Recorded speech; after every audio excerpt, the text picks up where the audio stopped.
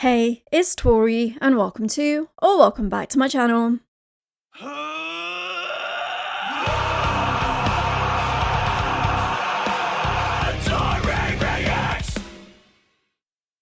Today we welcome Mirza from SIAMESE to the channel. How are you doing today? So good. Thank you for having me. It's an absolute pleasure being on your channel, and I'm looking forward to your questions.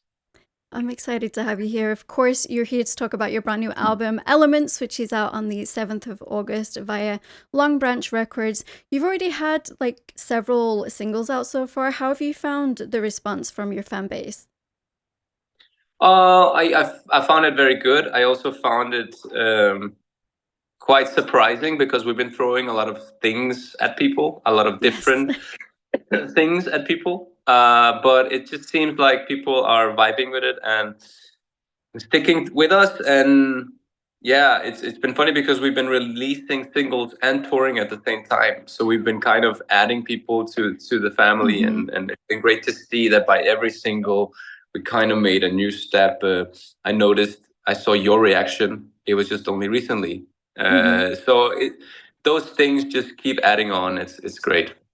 Yeah, I have been a fan of you guys since your previous album was Home, correct? Quickly. Yeah, that's how I discovered you, was with Home. And then like you say, this album is like every single song is so different, yet it still fits with everything. Like if you listen to it back to front, or you can choose to listen to it however you want as well and not feel like you're missing out on a storyline. That also leads me on to my next question. Could you tell us in your own words what the album represents and what it is about for you? Um, it's really difficult because we've been making a lot of albums. But every new album is a new step, is a new chapter of something. But it's the same time for us, or for me at least, lyrically, we still kind of focus on the same things. We still talk about some of the same things. Obviously, very interested in the darker side of life. But with Elements, Andreas, he wanted to go pop but heavy. Mm-hmm. So for some people, it might feel like it's a heavier record, but at the same time, the pop melodies are even more pop than they used to be, and even so. I think we've balanced that even more on this album than on Home, um, where we kind of did some things on Home that we continued on this next album, but this time we took the best parts of Home and developed it even further, both on the melodies and on the heavy parts. It's I think that's what happened, and I think it's gonna do us good I in think the future. I think so too. You pull from so many different genres within your music. For somebody who's new coming into the band, who may not have been a fan for very long, or just discovering you, like you say, with these new singles that you're bringing out, how would you describe the band's like musical landscape slash style? I always kind of liked the YouTube comment that once said that we were like Justin Timberlake and Justin Bieber with double kick and heavy guitars. I don't think that's a bad thing. Mm-hmm. There's some screaming there as well, but if I want to see someone with a clickbait, I would say just definitely Justin with some double kick and some heavy guitars, because we are proud of the pop elements in our music, and Andreas is is a multiple certified platinum producer. So it's like it's very natural for us to do these sort of things. And then I'm like this heavy head, this emo kid, that brings in all these influences. So yeah, I think that would be a good one. Justin with double kick and heavy guitars. I think that's a good way to describe it too. I mean, there's so many different genres in the world that we're so lucky that we can ingest. Why not pull that into your own influence and your own style of music as well? What does the creative process look like for you when it comes to composing or writing songs? This album was sorted and organized in a way that we've never done before. I got a kid. I became a father recently, and that meant that I did not have the same time to Mm-hmm. to to just really dwell and go deep into some of these songs. So this time around, Andreas, he pretty much did a lot of the first takes of the songs. and I kind of became a band A&R more than like of a band songwriter. Even though I did write some of the songs, it was my kind of task to just steer Andreas in the direction that I wanted. So he would come up with a song and say, "This is what I have," and then I would just move stuff around and be like, "This goes here, this goes there," and some song he wrote entirely, and then some songs he was just blank, and we had to build it from the top. Um, Other times we've written the songs together where we would sit for days and like try to figure out where do we want to take this. But this time around I was kind of the A&R, and I was telling him, like, we have this song called "This Is Not a Song." He had a bunch of riffs, he couldn't put it into a song, and I was like, let's not make a song, let's just do some really stupid low thinking stuff, just like a lady saying stuff, and then you go, "This is not a song, it's a motherfucking mosh pit." Mm-hmm. And that turned into a song. And so that was kind of my role of kind of giving him like a, the idea of where to go all the time. That was how Elements came by this time around. So Andreas put in a lot of work on this one, for sure. Congratulations, by the way, on becoming a father. And I Thank hear him a you. little bit He's in right the here. background. He's a menace. He's making noises. I'm telling him to. Leo, I'm doing an interview. He doesn't care. No, they never do. Not at all. So, what do you hope your listeners will take away from listening to the album? I hope that our listeners can still hear that we're developing. I think some of the worst things that could happen to us, because we've been doing this for so long and we never kind of made money of it. Um, I think one of the most important thing was we have to be creatively challenging ourselves and at least challenging what Siamese is. So I hope that everybody feels like this next album is an evolution of what we already started and not a stagnation. Mm-hmm. Like that nobody says like, okay, they're kind of running out of ideas. That would be terrible for both me and Andreas personally, because that's pretty much all we got. That's pretty much what brings bread to the butter to the bread, I guess. So yeah, I hope people feel there's an evolution. I hope people still feel that we are who we are, but we have gotten even better. That would be like the top compliment. Yeah. I think it's always a good thing to keep pushing yourself musically anyway. I think if you sort of become stagnant, then your music is going to become that way, and it's just going to stay the same. And it's good to explore different avenues and different things. Like, I mean, Predator was a complete, like, whoa, with those like drum and bassy elements, but it's a fun element. It's something fresh and interesting to listen to as a listener. And personally, I have had the chance to listen to the album. That one is my favorite on the album, just because it is so out there, and I feel like that sometimes is the way, something that you may not necessarily do all the time. You experimented a little bit and you put that out there, and you had faith in that, and you put it out to the audience, and now it was received really well from what I've seen in the reaction scene anyway. And it's just, I love it. It's one of those songs that truly, if I'm feeling down or I just need a little pick me up, I'll throw it on. Or like I do the treadmill in the morning and I'll throw that on, and it really gets me going and gets me in a good mood. That's good to hear.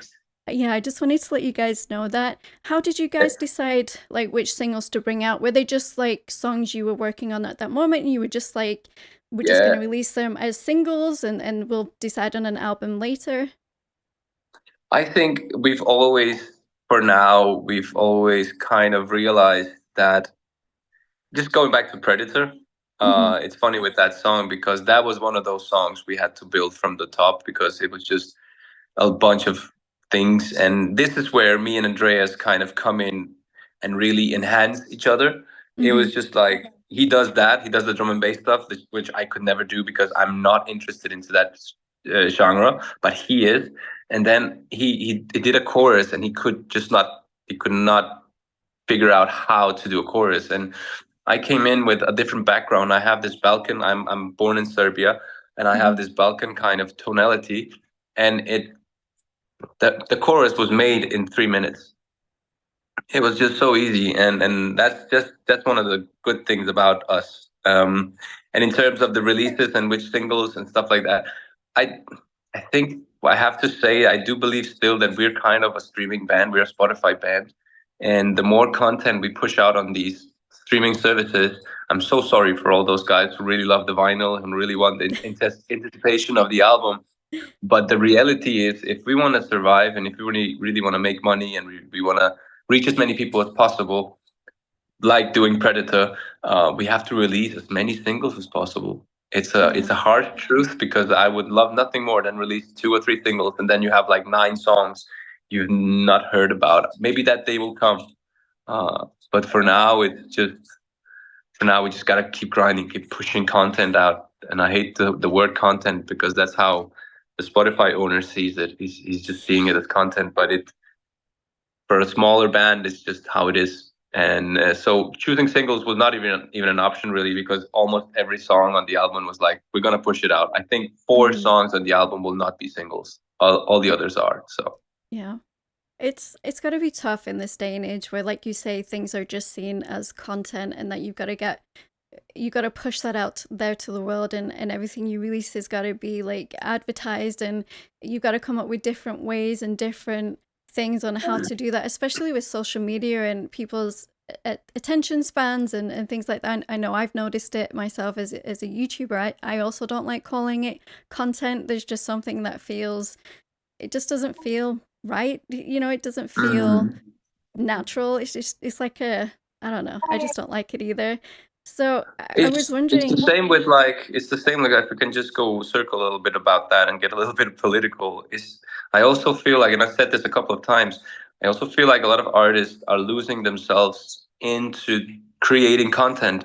It's Yeah. like you're a content creator until you're a musician. So like you're content creating until you make a living, and it used to be you're a musician, you make music until you make a living out of it. But it's like, and I see so many of them just break their necks because they just worry about how many likes they're gonna get on the next TikTok post, and it's devastating for the creativity, I guess. But each to his own. We've decided to just not do that, Mm-hmm. um, not go into that realm. Our label have asked, or our team have asked, can we do that? We just declined because we don't feel comfortable. And Yeah. I think today you need to remember at least that as an artist, you have to be comfortable because it shows. People Yeah. can see when you're not comfortable. Um, so yeah. Yeah, absolutely. Like you say, I literally just put out like a little snippet once a day with my reaction, and that I leave it at that. I'm not coming up with these like ingenious ways to put out what I'm doing on YouTube, because for me that'll just burn me out. It's not who I am as a person either, and like you, I would be uncomfortable with that. So I think it's great that you guys, you have your healthy boundaries, because you need those in this industry, and you need that within your life anyway, to set these boundaries and to not stress yourself too much about it, because like you say, I think a lot of musicians nowadays, I mean, TikTok is, don't get me wrong, it's a fantastic platform if it's used correctly, but Hmm. then you're going to get to the point where you're stressing yourself out and you're not going to enjoy doing it anymore, and then that puts that stress onto your music career, and nobody wants to burn out from doing that because of social media. Yeah, and I've put 2 and 2 together. I do rock and heavy music. The chances of me being a billionaire, millionaire, whatever, rich out Yeah. of this is very, very slim. So I don't want to push myself out there. So that's just like, yeah. If somebody's listening and doing music, I think they should do more music and less TikTok. Hmm. I agree. I I, agree with you. I sound old. I sound old, but I guess it's Oh, time. I don't think you sound old at all. Maybe it's just me, because I'm also in my late 30s, that it's just like it's not, Mm. something I'm too interested in like pushing really. So, you've also been touring this summer. How's that been treating you? Hard. It was Yeah. difficult. It was a difficult tour. We toured with Corey Taylor, which is a great guy, great tour. So many people came out, and we got a lot of new fans, but it was difficult logistically trying to figure out how to move your production to, I think it was eight different flights, Mm-hmm. 8 different flights, and it was just not. it was it was of course it cost a lot of money, but it was just yeah. And then like also the countries we were touring in, Eastern Europe, and it was difficult, like border patrol harassing us, and every day was a new day, and every day was different from the next.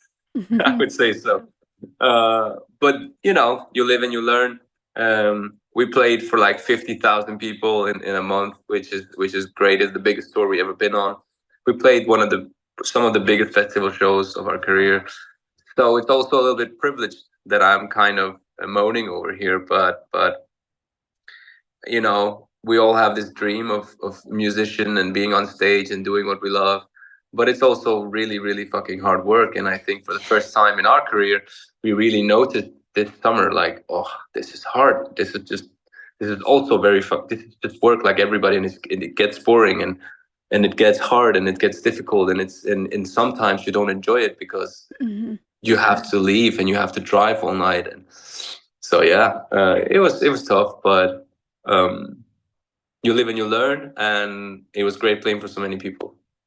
Yeah, I don't think anybody particularly enjoys the traveling part anyway, and then you add in that a full band and all of your gear and everything that you've got to bring with you. I just can't imagine how stressful that is, and especially if you've got dates close together and you have to be somewhere within so many hours and getting Yeah, through security, and it's already stressful. I mean, we were talking before the interview how I live in the US. It's already stressful going home or coming back here just by myself. I can't imagine doing it with a full a full team of band members, of crew, of gear, of everything that you guys have to take with you. yeah, and everything has gotten more expensive, Yes. and yeah, Yes. so but you know, it's the life we chose, it's the life I chose at least, and Yeah. I'm gonna live it. So, talking of touring, of course, you guys just announced you'll be supporting Rain City Drive over in the US for their tour in the autumn. How are you guys feeling about that? It's gonna be great. We've already toured with Rain City Drive in Europe, so we know them Mm-hmm. well. They're really really nice guys. We hung out and it was great. So really happy we can make it work in the US as well. I think some of the new stuff that they're doing is gonna make them blow up real soon.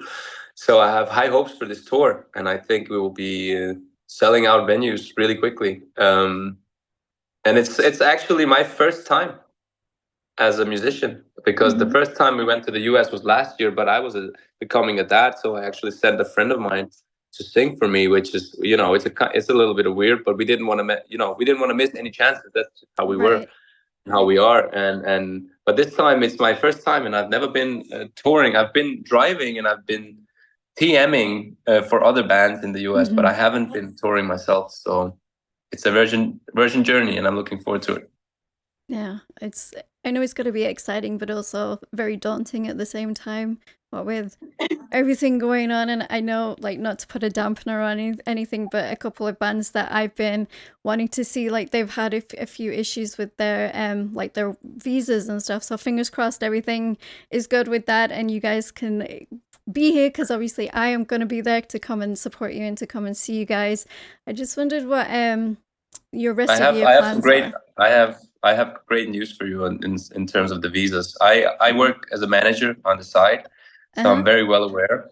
So actually 2 weeks ago, so 3 or 4 months before the tour, we got the Mm-hmm. visas Oh, approved. But good, we good. did, yeah, we got the visas approved for 3 years, so we are Oh, able to come back. nice, nice. Yeah, That's it's crazy fantastic. expensive, crazy expensive. I think Yeah. it cost us like $20,000 to Ooh, get the visa. Yeah, crazy, right? yeah. But we got him, so we're coming. The visas are not going to hold us back. It's going to be something else. That's for sure. Well, good. I'm glad you got them, even at that expense. It'll definitely be worth it, and of course you'll open up brand new ears to new listeners as well, who may not be coming, who may be coming for Rain City Drive, and then they see you guys and discover you guys up on stage. And I'm excited to be able to see you guys live for the first time as well. Like, my husband is also a massive fan, so he's like, yes, like, we can't wait. Amazing, We're excited. amazing. So I'm not going to keep you much longer because I know you're on vacation right now.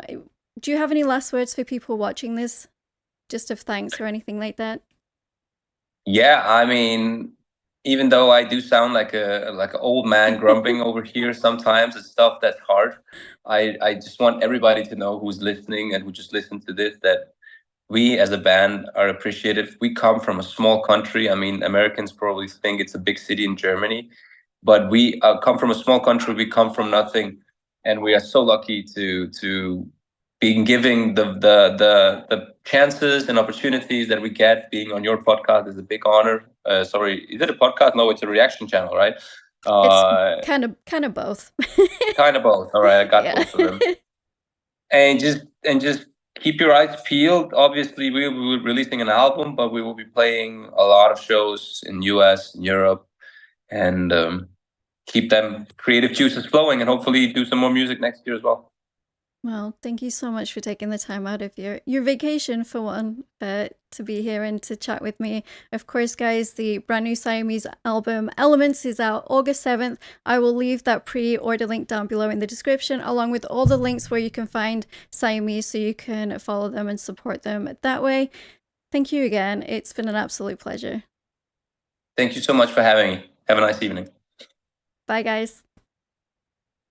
Don't forget to like and subscribe to become a Taurian. Speaking of becoming a Taurian, all of my social media links and my Discord link are down in the description.